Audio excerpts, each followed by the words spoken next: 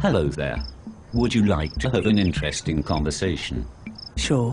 Why not? Great. Here's an easy question to start. Who are you? My name is Melanie. That is not what I asked. What do you mean? You are not your name. That is only what you are called. Who are you? Well, I'm an elementary school teacher from the South End. That is not what I asked either. I do not know what to say. Don't you know who you are? I am a teacher from the South End. I teach English to little children. I was born in January of 1983. I believe in the Lord God and try to follow its commandments.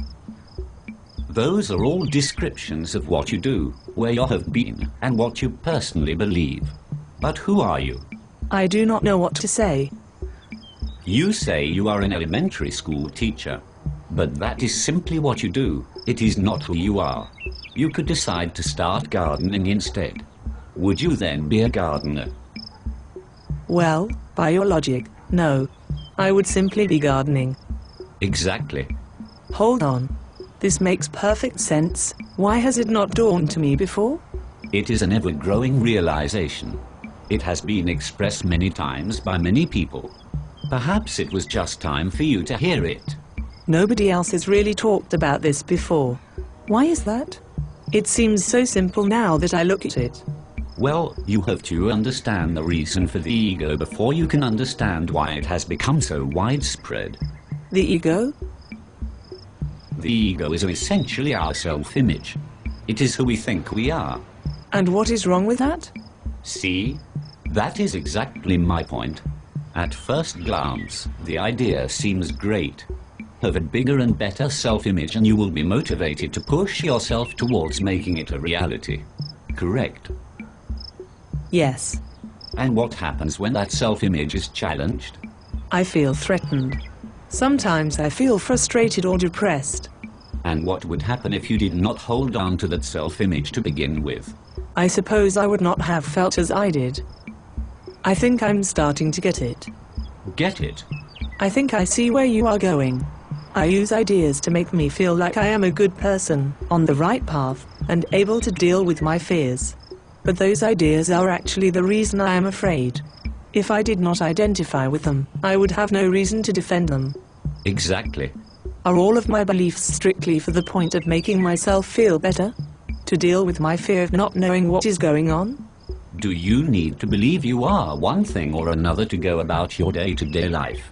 No, I do not. Is all self-perception a falsehood then? Self-perception is a fragment of the whole of reality. It is only one view of the truth, not the truth itself. Something else has just dawned on me.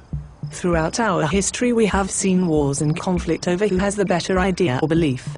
We have systems entirely perpetuated by our belief in them: religion, government, the economy. Yes. Why were they established? To deal with our fear. They make us feel like we're in control. Like we can handle anything life throws at us and even get a little reward while we are at it. Wow. Indeed.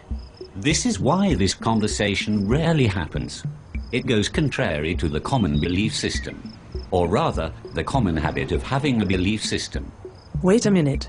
It seems like all our self-image has really done is divide us. Internally and externally. Exactly. Not only am I divided in who I think I am, but because I think I'm anything, I'm automatically divided from everyone who is not that same thing. Whoa. I think I missed that one. I mean that if I believe I am religious, then I also believe that I am not an atheist. I'm cutting off my ability to understand the whole picture because I'm sticking to one side. I also make it harder to communicate with atheists because their very existence would threaten my idea that my belief is right and theirs is wrong. Beautifully said. That's all we are really seeing, isn't it? Division gone mad. Absolutely. So what do we do? What do I do? How can this be fixed? Be yourself. That is not fair. I want to do something. Like it or not, it is true. Deal with the division within yourself and the world will change with you. Focus on the outer world and all you do is create more division. You are saying that we are all connected. Without the illusion of division, you have one whole self. But we will get into that more in another video. I am going to have to take all of this in. I think I will have many questions for next time. Of course, we will talk again soon. Goodbye for now.